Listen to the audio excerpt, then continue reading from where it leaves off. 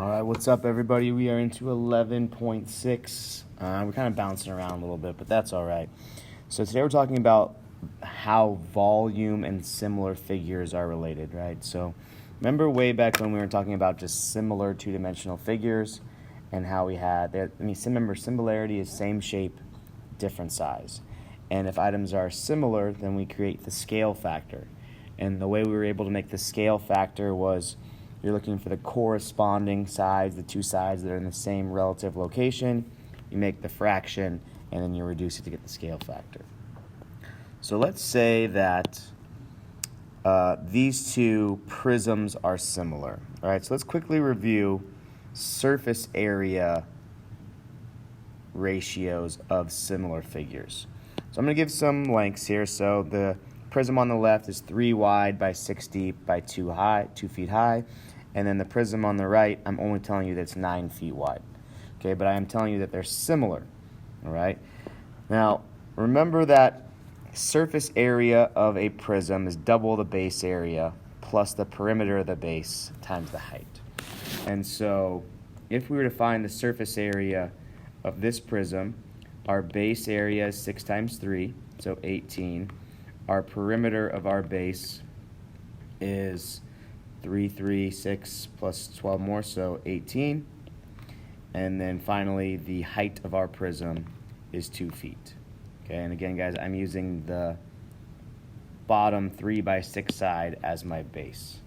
Okay, and so to find my surface area, I would then do 2 times 18 plus 18 times 2. I didn't mean for it to work out that way, but it's kind of a coincidence, all right? So 2 times 18 is 36, so 36 plus 36. That gives us a surface area of 72 feet squared. Okay, so we're going to keep that off to the side for a second, just so that we have it to work with and for me to show you some stuff. Now let's talk about scale factor, right? So remember, a scale factor ratio is taking two corresponding lengths of similar figures and putting them as a ratio or as a fraction. So this 3 corresponds to this 9. So we're going to put those together as a fraction and reduce it to 1/3. So our scale factor is 1/3, meaning for every 1 unit on the left, there's 3 units on the right. So using our scale factor, we can actually find different lengths of our prism, right? So this x corresponds to the 6 feet. This y corresponds to the 2 feet. So I can do 1 over 3 equals 6 over x. Or I can do 1 over 3 equals 2 over y. And those ratios then allow me to figure out what those missing lengths are, right? So that means that if I cross multiply, x equals 18 and y equals 6. So pretty much all my lengths over here on the left are getting multiplied by 3 to get my lengths in the prism on the right-hand side. Okay. Now, we then talked about scale factor ratio equaling surface area ratio, right? And how are those ratios related? And we talked about that when we were in Unit 10. And in order to make a scale factor ratio equal to an area ratio, we had to square the scale factor ratio. Okay? And so we then can use this 1/3 squared, the scale factor ratio, make it equal to our area ratio. So this is where that 72 is going to come into play. So the 72 square feet was the surface area of our figure on the left. And then we'll call Z the surface area of our bigger prism. Now we could do, right, the same process that we did to find the surface area of this figure that we did over here. I could do, okay, what's the base area? Okay, what's the perimeter of the base times the height? But I can also just use this ratio right here and cross multiply it. So that would become 1 over 9 equals 72 over z. I then can just cross multiply 72 times 9. I get 648 feet squared. And that's the surface area of the larger prism. And notice we never have to use the formula at all, right? Like we never had to use the B, the P, and the H like we did over here. Okay? Hopefully that's coming back to you and how this works, right? The biggest thing to remember is that scale factor ratio squared equals surface area ratio. Now let's get into how does this apply to volume, okay? So the surface area ratio can be made to work with equal to a volume ratio. However, just how we had to square it to make it equal to surface area ratio, we have to cube it to make it equal to a volume ratio, okay? So if we took the same exact diagram over there on the right-hand side, the surface area ratio, the scale factor ratio is 1/3, which means the volume ratios of the two figures is 1/27, 1/3 cubed. And so what that means, guys, is for every 1 cube unit in our prism on the left-hand side, there will be 27 cube units in our figure on the right-hand side. Okay? Just how for every 1 square unit on the left, there's 9 square units on the right, because the surface area ratio is 1/9 and our scale factor ratio was 1/3. Okay? So biggest takeaway is remembering that scale factor ratio squared equals surface area ratio, and scale factor ratio cubed equals the volume ratio. So let's go ahead and take a look at some of the example problems from your homework. So I'm going to do a couple of these with you, and then I'll give you the rest of the time in class to finish this up. So it says 2 similar pyramids have heights of 4 inches and 7 inches. What is the ratio of the volume of the small pyramid to the larger pyramid? So all we need to do to be able to find a scale factor is to know 2 corresponding measurements. So actually they've given us that. Now you don't have to draw a diagram. I'm just going to for the sake of the picture. Okay, so let's say we have our 2 pyramids. Okay, I'll make one a little bit larger. And the height of the smaller one, so if I draw that in, and the height of the larger one. So the height of our smaller one is 4 inches, and the height of our larger one is 7 inches.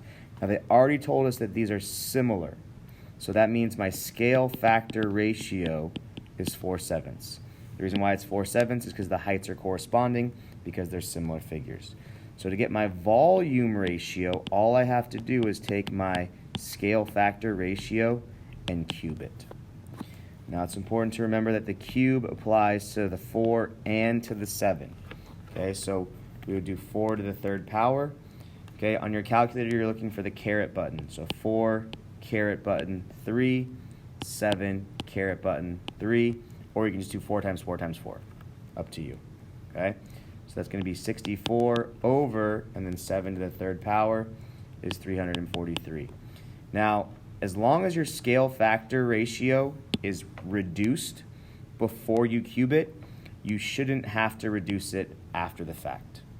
Okay? So that should be reduced. There should not be any number that goes into both 64 and 343, because it would either have to be a 2 or a 3 or like a 7, but I don't see that happening. 64 divided by 7, no, 7 doesn't even go into 64. Okay? So as long as the scale factor is reduced before you cube it, which it should be, you should be all right. Okay? Let's look at number 2. It says 2 similar cylinders have a surface area of 40 pi and 90 pi. What is the ratio of the height of the large cylinder to the height of the small cylinder? Meaning, what is the scale factor ratio? So anytime they're talking about ratio of a length to a length, that's the scale factor. Okay? So they're saying large to small, so that means it would be 90 pi over 40 pi. Large to small, left to right, top to bottom. Okay, now remember, this is the surface area ratio. So we're talking about surface area. So first let's reduce this. So the pi's can go away, the zeros can go away, so I have 9 over 4. So remember, this is the surface area ratio. But remember that the scale factor ratio is the surface area ratio square rooted. Or I guess you could say, remember, it's scale factor ratio squared equals surface area ratio. So if I'm given this, I square it to get this. If I'm given this, I square root it to get this.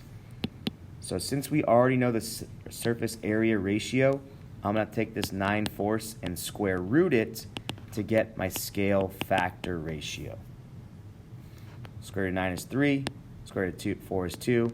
So my scale factor ratio is 3/2. Okay. Let's do one more, and then I'll let you some time to work on your own. So it says, 2 stock pots are similar cylinders. So again, we're working with cylinders. The smaller stock pot has a height of 10 inches and a radius of 2.5. Let's go ahead and just draw some pictures just to make our lives a little bit easier. So a height of 10 inches and a radius of 2.5.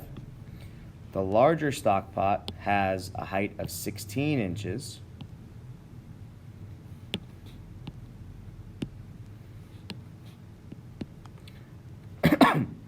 What is the volume of the larger stock pot? Round to the nearest tenth.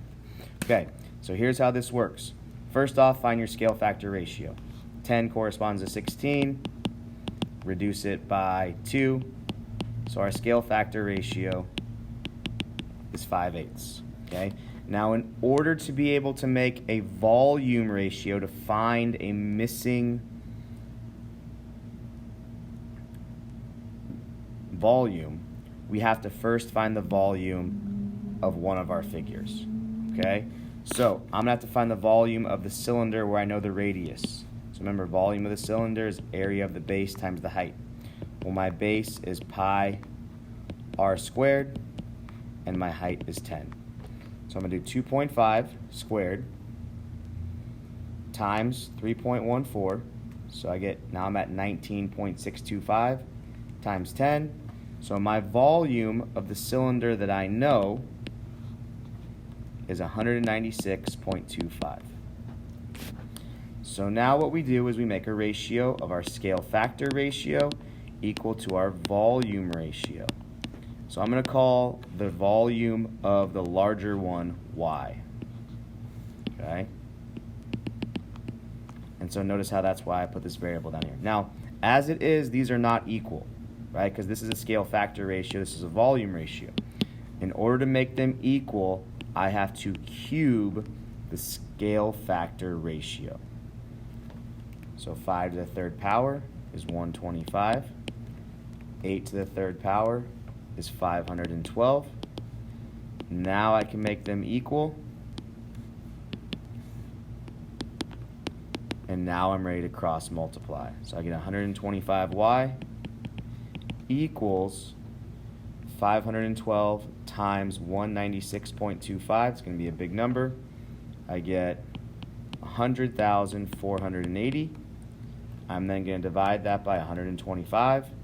So the volume of my larger cylinder is 803.84. What unit are we in? Inches cubed. Okay. Now, technically, the other way you could do this is you could use your scale factor to find the radius of my larger cylinder. I could do 2.5 over x, radius, over 10 over 16. I then could cross multiply, find the radius of my larger cylinder. Once I know the radius of my larger cylinder, I then could use my volume formula to find the volume of my cylinder. But it's always good to be able to use the scale factors, okay?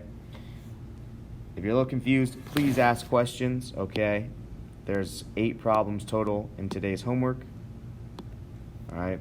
But hopefully that was okay.